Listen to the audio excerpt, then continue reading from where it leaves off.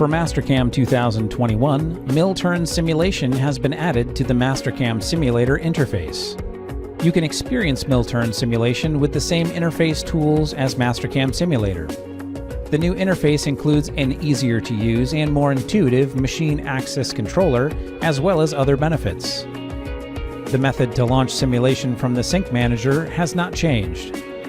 The newly designed Move list allows you to see multiple streams of data at one time, as well as the status of every axis at each position in the toolpath sequence.